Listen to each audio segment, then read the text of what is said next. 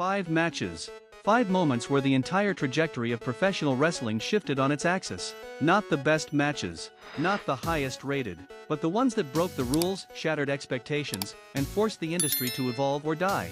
These are the matches that made promoters rethink their entire business model, that created legends out of unknown names, that proved wrestling could be art, could be rebellion, could be a cultural phenomenon that transcends the ring. And if you think your favorite match deserves to be on this list, you're probably wrong. Because what makes a match historically significant isn't how much you enjoyed it, it's how violently it changed everything that came after. Before we dive into the matches themselves, we need to understand what makes a match truly transformative.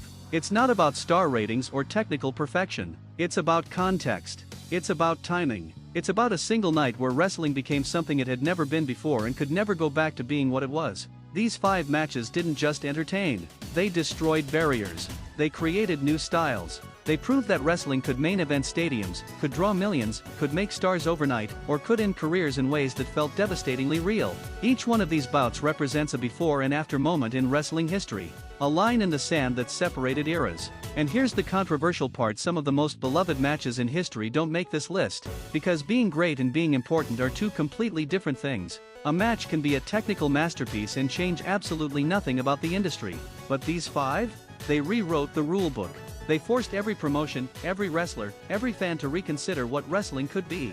So before you rage in the comments about what's missing, ask yourself this: did your favorite match fundamentally alter how wrestling was presented, perceived, or performed? Because that's the standard we're working with here. Number 5, Hulk Hogan vs. Andre the Giant, WrestleMania 3. 93,000 people. The Pontiac Silverdome. The biggest crowd in North American wrestling history at the time. But the numbers don't tell the real story. This match proved wrestling could be a mainstream spectacle. It proved that larger-than-life characters could draw casual audiences who'd never watched wrestling before. Was it a technical classic? Absolutely not. Andre could barely move. Hogan's offense was limited. But that didn't matter. What mattered was the visual of Hogan slamming a 500-pound giant and the entire arena erupting like they'd witnessed a moon landing. That moment created the template for every WrestleMania main event that followed. It established wrestling as an event, not just a sport. Without this match, there's no Rock vs. Hogan. There's no Cena vs. Rock. There's no stadium era of wrestling. This was the match that told Vince McMahon his vision could work on the grandest scale imaginable. Number 4, Mick Foley vs. The Undertaker, King of the King 1998. Hell in a Cell. 2 falls. One man's body shattered for our entertainment. This wasn't wrestling, this was a snuff film disguised as sports entertainment. Foley thrown off the cell. Foley thrown through the cell. Foley's tooth embedded in his nose. And somehow, impossibly, the match continued. This bout changed wrestling's relationship with violence. It proved that hardcore wrestling could exist in the mainstream. It elevated Mick Foley from a cult favorite to a legitimate legend overnight. But more importantly, it created an impossible standard.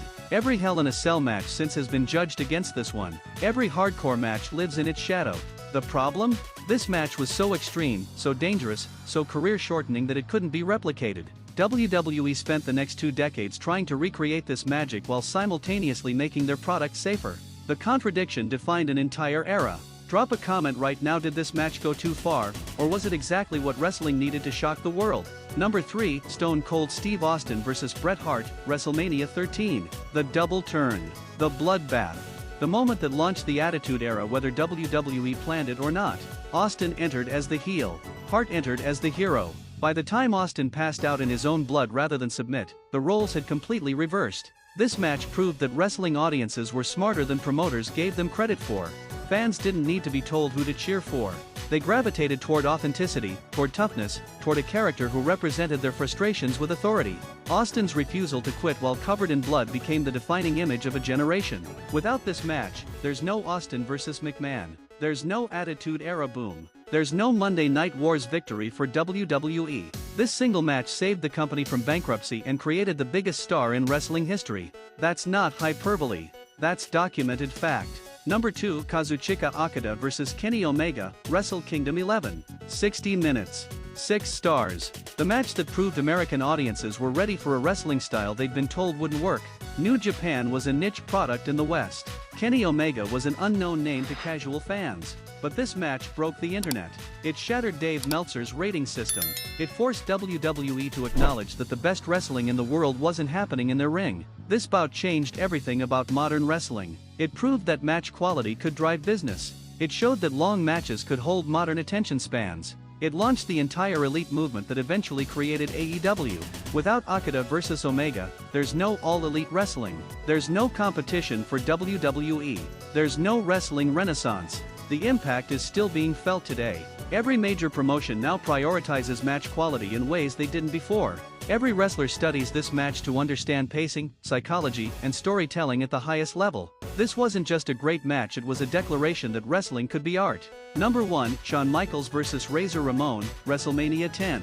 The ladder match. The match that every ladder match since has tried and failed to surpass. 2 men, 2 championships suspended above the ring, and 0 rules about how to get them down. This match invented a genre that defines modern wrestling. Before this, ladder matches were regional curiosities. After this, they became the standard for showcasing athletic innovation. Every Money in the Bank match, every TLC match, every multi-man ladder spotfest exists because Michaels and Ramon proved the concept could work on the biggest stage. But the real legacy? This match showed that wrestling could tell a complete story without a single word spoken. Every move had purpose. Every climb had drama. Every near success made you believe. This was storytelling perfection, and it established the blueprint that wrestlers still follow 3 decades later.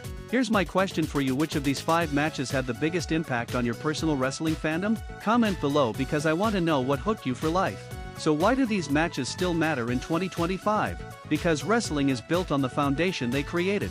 Every modern wrestling show owes a debt to these 5 nights. Every promotion's business strategy can be traced back to lessons learned from these matches. Hogan vs Andre taught us wrestling could be mainstream entertainment.